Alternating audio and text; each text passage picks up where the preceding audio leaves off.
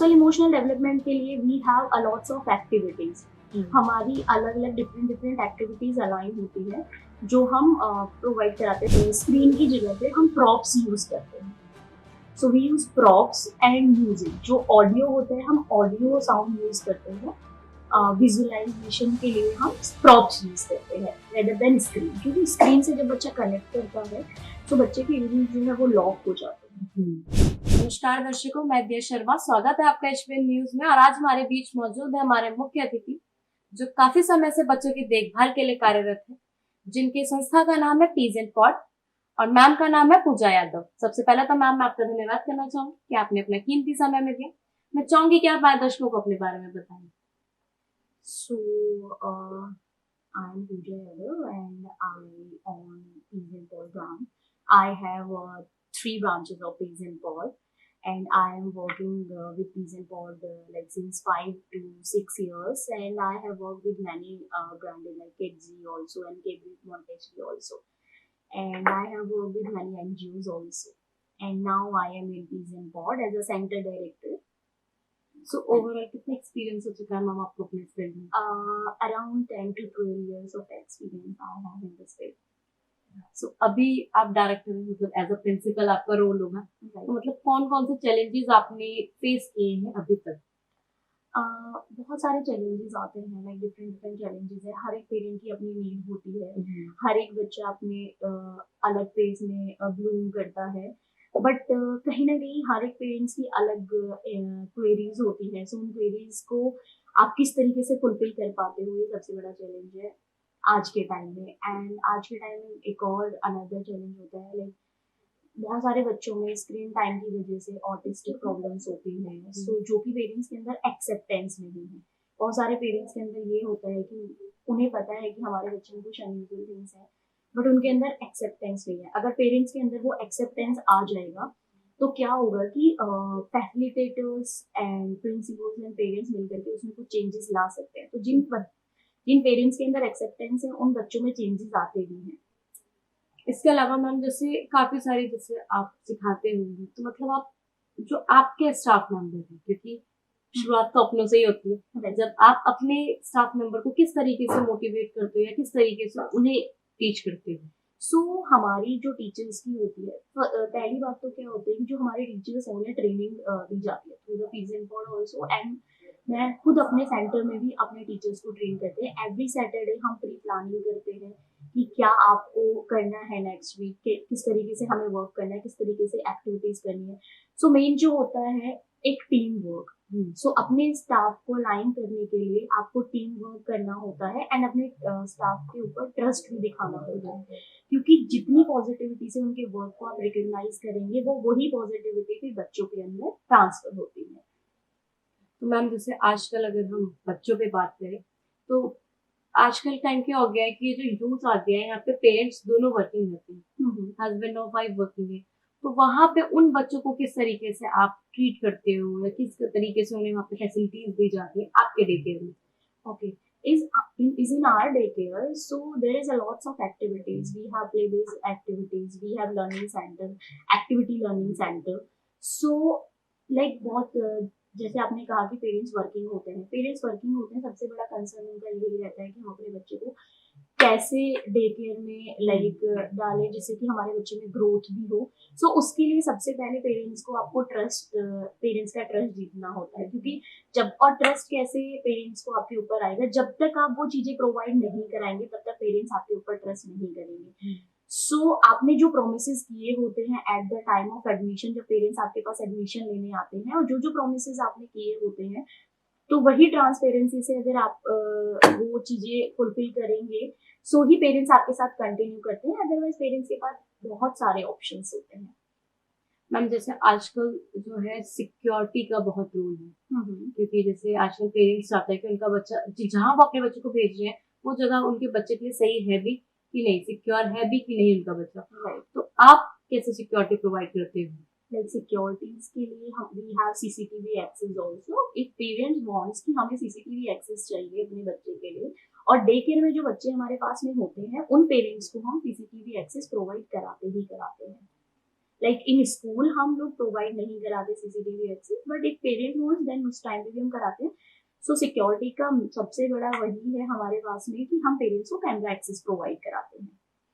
Ma'am जैसे आजकल socially develop होना या सोशली इमोशनल डेवलप होना बहुत जरूरी है, क्योंकि आजकल बच्चा क्या है कि पेरेंट्स हैं, पेरेंट्स बच्चे को ज्यादातर घर में रखना प्रेफर करते हैं। कोई भी फैसिलिटी है पेरेंट्स ने क्या करा, घर में दे दी। पहले के बच्चे क्या होते थे कि बाहर जाते थे, बच्चों से मिलते थे, तो एक बॉन्ड क्रिएट होता था, बट आजकल ऐसा नहीं हो रहा है, जहाँ पे बच्चा सोशली बहुत ज्यादा वीक होता जा रहा है। तो आपके डे केयर में उन्हें उन बच्चों के लिए क्या फैसिलिटीज होती है? Ma'am, in daycare and in our preschool also, we just focus on globally deliberate approach where we are providing playful environment and like we just focus on holistic development of the kids. So अगर बच्चा daycare में है, चाहे वो preschool में है, we just focus on holistic development of the kids, जिसमें हमारा social emotional जैसे आपने कहा वो भी है, plus cognitive development. So there is a different development that we are doing in daycare and in our preschool also. So social emotional development के लिए we have a lots of activities. हमारी अलग अलग डिफरेंट एक्टिविटीज अलाइन होती है जो हम provide कराते हैं। जैसे सर्कल टाइम में हर एक बच्चे को मौका मिलता है पार्टिसिपेट करने के लिए, एंड सर्कल टाइम में स्टोरीज होती हैं, सेंसरी डेवलपमेंट होता है। सो बहुत सारी एक्टिविटीज होती हैं जो हम सोशल इमोशनल डेवलपमेंट के लिए करते हैं। इसके अलावा मैम जैसे आजकल मेंटल सपोर्ट की बच्चों को बहुत ज्यादा जरूरत होती है, क्योंकि हर बच्चे के पास कहीं ना कहीं स्ट्रेस बचपन से ही आना स्टार्ट हो गया है। या तो पेरेंट्स बर्डन डाल देते हैं या तो टीचर्स बर्डन डाल देते हैं, बेसिकली ऐसा होता है। तो क्या जो आपके डे केयर में बच्चे आते हैं उनके ऊपर वैसे कोई बर्डन रहता है? नहीं मैम, हम बच्चों को कोई भी चीज फोर्सफुली नहीं कराते हैं, और हम वो इनिशियली पेरेंट्स को बता देते हैं कि अगर बच्चा हमारे पास आएगा, अगर आप बोलेंगे भी ना, तो भी हम बच्चे को फोर्सफुली वो चीज नहीं कराएंगे। क्योंकि जब हम बच्चे को किसी भी चीज के लिए प्रेशराइज करते हैं या फोर्स करते हैं तो बच्चे के अंदर फोमो आ जाता है कि भाई मुझे एक फोबिया हो जाता है बच्चे के अंदर कि मैं ये चीज कैसे करूंगा। या प्रेशर देंगे तो बच्चे का माइंड उतना क्रिएटिव नहीं होता, उतना थिंकिंग डेवलप नहीं हो पाता है बच्चे का माइंड। सो हम प्रेशराइज नहीं करते हैं अपने डे केयर में। We have child lead approach, तो जिसमें बच्चा खुद से चूज करेगा। लाइक अगर हमने बच्चे को सैंडपिट में छोड़ा है, राइट, अगर हमने बच्चे को सैंडपिट में छोड़ा है तो हमारे टीचर ये नहीं कहेंगे कि you just make castle only. So अभी मैं आपको अपना एक एक्सपीरियंस शेयर करती हूँ अपने ही स्कूल का। सो हमने बच्चे को सैंडपिट में प्ले करने के लिए दिया, और एक बच्चा सैंडपिट में कैसल बना रहा था, एंड दूसरा बच्चा गया एंड कार ला करके उसमें कार को चलाने लगा। सो जब टीचर ने पूछा व्हाट यू आर डूइंग, सो उसने कहा कि I will not make sand castle, मैं जो है इसमें कार ट्रैक बनाऊंगा। सो उसकी अपनी क्रिएटिव थिंकिंग है, सो हम उसको एनहेंस करते हैं बच्चे की क्रिएटिव थिंकिंग को, रेदर देन कि टीचर बोलेगा नहीं नहीं नहीं आपको सैंड कैसल ही बनाना है। मतलब बच्चों पर ज्यादा ध्यान दिया जाता है, बच्चों को क्या चाहिए उस पर ज्यादा ध्यान दिया जाता है। जैसे हम फोर्स नहीं करते हैं बच्चा हमें गुड मॉर्निंग विश करे, हम बच्चे के पेज पे जाएंगे, उसके लेवल पे जाएंगे, एंड देन हम उससे बोलेंगे गुड मॉर्निंग। देन अगर आप उसे 2 and 3 and 4 डेज आप गुड मॉर्निंग विश करेंगे, देन वो बच्चा यूज टू हो जाता है, एंड देन फिर वो आपको खुद से सामने से लाइक जैसे हमारे टाइम की बात करते हैं तो हम फोर्सफुली कहते थे कोई बाहर से आया तो नमस्ते करो या गुड मॉर्निंग विश करो, बट आजकल के बच्चे को आप फोर्स नहीं कर सकते। अगर फोर्स करोगे तो बच्चा थोड़ा सा उसके अंदर स्टबर्ननेस आ जाएगी, या फिर बच्चा स्टिफ हो जाता है कि नहीं करना है। तो उस टाइम पे क्या होता है कि पेरेंट्स अग्रेसिव हो जाते हैं। सो हमें अग्रेसिव नहीं होना है, बल्कि हमें उसके लेवल, बच्चे के लेवल पे जाकर के समझाना है। मैम जैसे अब आप एज अ प्रिंसिपल रोल कर रहे हो, मतलब पहले तो आप भी मतलब बच्चों के साथ बैठते थे या काफी सारी चीजें होती थी? अभी भी बैठती हूँ, अभी भी मैं बच्चों के साथ इन्वॉल्व होती हूँ। मतलब क्योंकि पहले ऐसा होता था ना कि मतलब जो नॉर्मली हम स्कूल की बात करें तो प्रिंसिपल का एक रोल होता था, हमें पता होता था कि प्रिंसिपल है, देन इनकी जगह सिर्फ वहां पे है, राइट, है ना। बट आज के टाइम पे ऐसा नहीं है कि मतलब प्रिंसिपल भी कहीं ना कहीं इन्वॉल्व होते जा रहे हैं। हाँ, अगर आज के टाइम में प्रिंसिपल जो है वो सिर्फ एक एडमिनिस्ट्रेशन तक नहीं है कि प्रिंसिपल है तो बस एडमिनिस्ट्रेशन तक रहेंगे। प्रिंसिपल को एज अ फैसिलिटेटर भी रोल प्ले करना होता है, एज अ काउंसलर भी रोल प्ले करना होता है, और एज अ चाइल्ड भी रोल प्ले करना होता है। सो बच्चों के साथ में जाकर के हमें एज अ बच्चा बनना पड़ता है, क्योंकि हमें उनकी चीजें जाननी है कि व्हाट दे एग्जैक्टली वांट, और टीचर्स को भी गाइड करना होता है। So as a guide, as a leader, as a counsellor आपको सारे रोल प्ले करने होते हैं as a principal. Not only one की you are head administration, no, you have a lots of work, और लीड करने के लिए आपके अंदर वो पेशेंस, आपका विजन क्लियर होना चाहिए कि मुझे मेरे हर एक बच्चे का जो लेवल है उसमें वो ग्रोथ देखनी है। मैम जैसे एक पेरेंट्स का तो बहुत रोल होता है, जैसे जितना टीचर का रोल है, क्योंकि एक बच्चा टीचर के पास कितने घंटे हैं, ज्यादा से ज्यादा 5 घंटे 6 घंटे, बट उसके बाद तो वो टीचर पेरेंट्स के साथ है। तो पेरेंट्स का और टीचर का बॉन्ड कैसा होना चाहिए? मुझे लगता है पेरेंट टीचर कोलैबोरेशन बहुत जरूरी है, जिसके लिए हर स्कूल को पेरेंट चाइल्ड एक्टिविटी कंडक्ट करनी चाहिए, जो कि हम करते हैं। तो उसमें क्या होता है, पेरेंट चाइल्ड एक्टिविटीज जब होती है, सो उसमें जब पेरेंट्स आते हैं एंड टीचर के साथ इंटरेक्ट करते हैं, कुछ एक्टिविटीज होती है, तो पेरेंट्स को भी समझ में आता है कि हमारा बच्चा इस टाइप की एक्टिविटीज इस स्कूल में करता है, इस टाइप के टीचर्स हैं।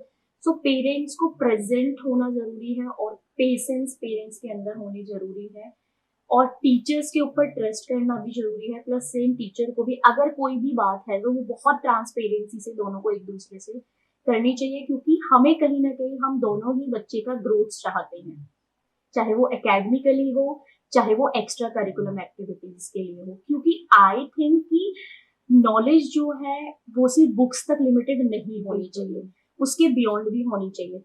जो हमें अगर बच्चों की नॉलेज की बात करते हैं, सिर्फ हमें लिंग्विस्टिक बच्चे को नहीं कराना है कि बस बच्चा लिंग्विस्टिकली बच्चा करे, बाकी और सारी चीजों में नहीं करे बच्चा, बल्कि हमें बच्चे को जानना है कि बच्चा हमारा एक्टिव किस चीज में। उसके लिए पेरेंट्स एंड टीचर का बॉन्ड क्रिएट होना बहुत जरूरी है, जिससे टीचर को पेरेंट्स को पता चलेगा कि हमारा बच्चा एक्स्ट्रा करिकुलम एक्टिविटीज में क्या चीजें कर रहा है। पेरेंट्स को प्रेजेंट होना बहुत जरूरी है।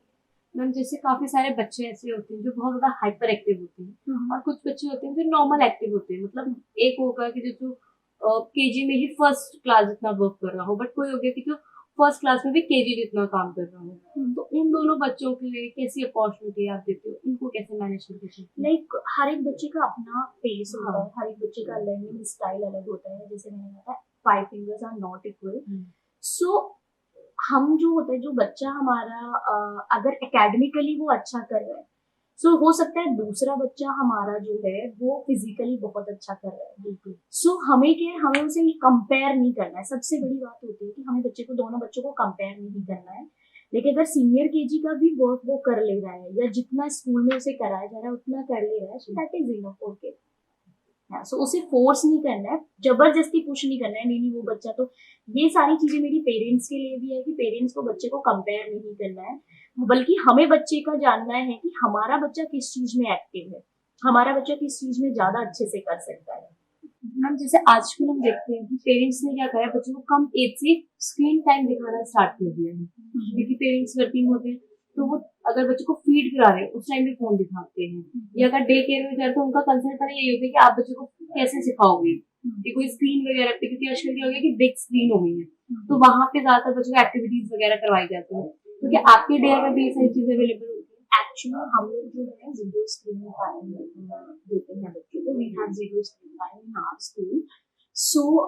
क्या होता है कि घर में बच्चा अपना स्क्रीन टाइम ले लेता है, जैसे भी आपने कहा कि पेरेंट्स फीड भी बच्चे को स्क्रीन दिखा करके करते हैं, बल्कि पेरेंट्स को ये समझना चाहिए अगर आप बच्चे को स्क्रीन दिखा करके फीड करा रहे हैं, तो वो जो खाना है वो बच्चे के माइंड तक ही नहीं जा रहा है। बच्चा कभी कभी ऐसा होता है बहुत ज्यादा खा लेता है, बच्चे को पता ही नहीं होता है वो क्या खा रहा है, राइट। स्क्रीन में देख रहे हैं वो खाया जा रहा है, खाया जा रहा है, खाया जा रहा है, बच्चे के माइंड तक वो खाना पहुंचता ही नहीं है। मैं यही कहना चाहूंगी पेरेंट्स को कि आपको बच्चे को लाइक स्क्रीन दिखा करके खिलाने से, या एक्टिविटीज स्क्रीन के थ्रू, हो सकता है बच्चा स्क्रीन के थ्रू बहुत सारी चीजें सीख सकता है, बट हमारे डिफर में क्या करते हैं, स्क्रीन की जगह पे हम प्रॉप्स यूज करते हैं। So we use props and music. जो ऑडियो होता है हम ऑडियो साउंड यूज करते हैं, विजुअलाइजेशन के लिए हम प्रॉप्स यूज करते हैं रेदर देन स्क्रीन, क्योंकि स्क्रीन से जब बच्चा कनेक्ट करता है तो बच्चे के यूनिट जो है वो लॉक हो जाते हैं। ओके, इसी के साथ मैम जैसे आपके जो टीचर्स हैं, जो आपके जो मेंबर्स हैं, उन्हें आप किस तरीके से मोटिवेट करते हो as a principal? As a principal ma'am, उनको रिवॉर्ड करके, और जो वो वर्क करते हैं, वो टीम वर्क जो करते हैं उनको रिकॉग्नाइज करके, इस तरीके से उन्हें रिवॉर्ड करते हैं हम लोग कि जो टीचर अपना बेस्ट देते हैं उसको as a best teacher award reward करके। उससे क्या होता है, टीचर्स के अंदर भी एंथुसियाज्म होता है कि भाई यस मैं अपना और बेटर करूंगी। एंड मेरा मानना है कि आप अगर टीचर्स को एज अ फैमिली ट्रीट करेंगे और एक टीम की तरह ट्रीट करेंगे, सो दे गिव देयर 100%। इसी के साथ मैम एक लास्ट मैसेज जो आप सिर्फ पेरेंट्स को देना चाहिए।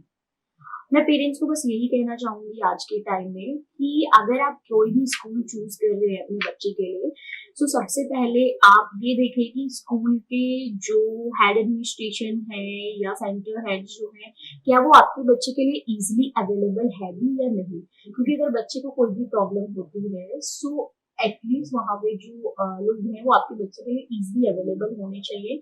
आप उनसे डिस्कशन करने के लिए टाइम बोले तो वो एटलीस्ट आपको आपके टाइम के अकॉर्डिंग वो मैच कर पाए। सो वहाँ का जो एडमिनिस्ट्रेशन डिपार्टमेंट है वो आपके लिए इजीली अवेलेबल होना चाहिए।